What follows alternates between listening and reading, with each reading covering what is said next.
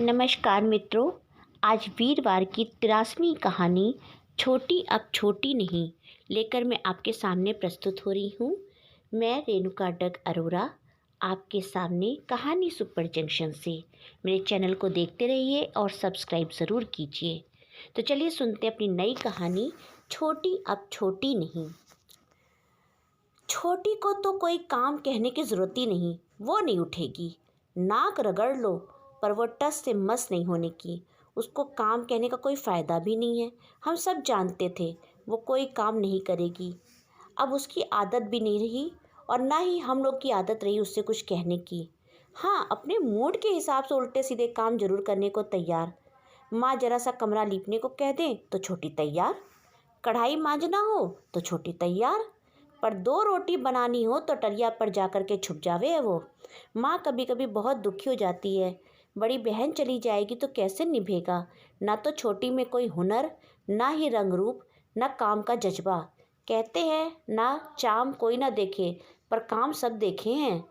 पर इसके तो वैसे भी लखन ना है। खैर, दिनों का काम है बीतना सो बीते। बड़ी रज्जो अपने घर की होली। छोटी कुछ दिन उदास पड़ी रही।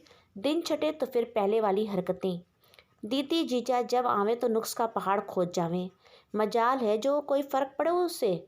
बाबू ने बहुतेरा समझाया, चल कोई काम ना करे तू पढ़ ही ले, कम से कम अपने कल को तो मजबूत कर ले। ये बात छोटी को भी समझ में आ गई।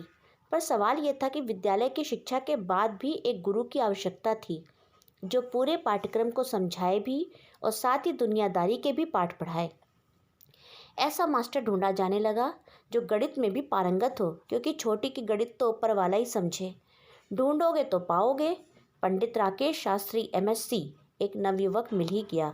छोटी का जब परिचय कराया तो वो भी इसके भोलेपन और पगलिया स्वभाव पर हंस दिया।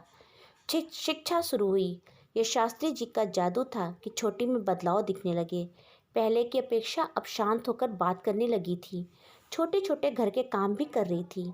रज्जो इस पर आई तो शास्त्री जैसे नौजवान के हाथों छोटी का भविष्य देख आग बबूला हो गई। और कोई आप लोग को नहीं मिला, एक जवान लड़का ही मिला इसे सबक पढ़ाने के लिए। 1 हफ्ते के लिए आई थी, 2 दिन में ही चली गई। उसे शास्त्री का नौजवान होना तो दिखा, पर अपनी बहन का परिवर्तन नहीं दिखा। छोटी के नंबर अच्छे आए तो कक्षा भी कूदा दी।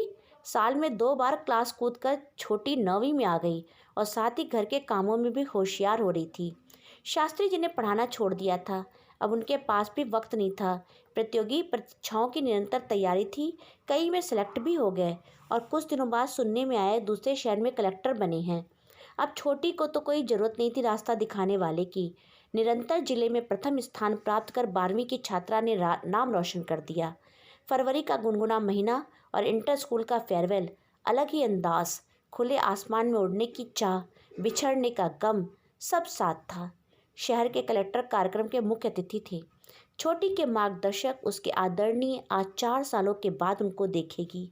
पता नहीं वो पहचानेंगे भी कि नहीं, क्योंकि छोटी अब वो छोटी नहीं थी।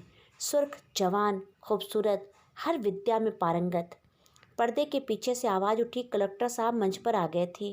पहला कार्यक्रम सरस्वती वंदना छोटी का ही था।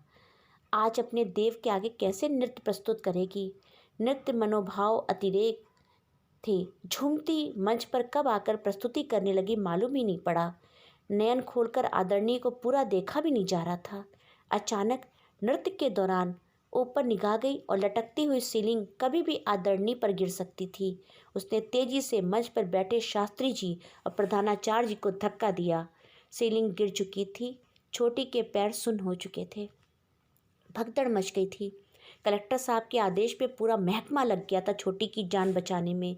होश आया तो माँ, बाबा, आदरणीय खड़े नम आंखों से देख रहे थे। आज छोटी ने वो कारनामा कर दिखाया। पूरे शहर में चर्चा का विषय बन गई।